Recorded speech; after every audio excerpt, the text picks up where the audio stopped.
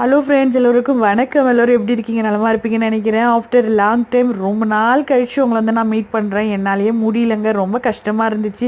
ஏன்னா காலை வேலை ஸ்கூல் ஆரம்பிச்சிடுச்சு. ஸோ ஏர்லி மார்னிங் வேலை போகிறதுனால என்னால் வரவே முடியல. லீவு ரொம்பவே கம்மி. ஸோ என்னால் சேனலில் கூட எங்கே இருக்குன்னு தேடி கண்டுபிடிச்சி நான் இப்போ உங்களுக்கு வீடியோ போடுறேன். ஏன்னா இந்த என்டர்டைன்மெண்ட் சேனலாக தான் நம்ம ஆரம்பித்தோம். காசுக்காகவோ மற்ற எதுக்கும் நம்ம ஆரம்பிக்கல. அதில் நிறைய உறவுகளும் ஃப்ரெண்ட்ஸுகளும் எனக்கு கிடச்சது சந்தோஷம். அவங்களெல்லாம் நம்ம கண்டினியூவாக தக்க வச்சுக்கணும் இல்லையா? ஸோ அதனால தான் என்னால் முடிஞ்ச அளவுக்கு அப்பப்போ வீடியோஸ் போடுறேன். நான் ஏர்போர்ட்டில் ரொம்ப நாள் வேலை பார்த்தாலும் குறுகிய காலமாக ஏர்போர்ட்டோட உணர்வு இப்போ தான் ரோசம் வந்த மாதிரி வந்து போகுது. இதே ஏர்போர்ட்டில் 2007 நானும் என் பெரிய பொண்ணு வந்து இறங்கினப்போ எங்களை ஓரமாக நிற்க வச்சுட்டாங்க. இன்றைக்கி அவளுக்கு 21 வயசாகுது. இதே ஏர்போர்ட்டில் எங்கே வந்து நீ எங்கே போகிற அப்படின்னு என்னை கேட்டப்போ அந்த மொழி தெரியல.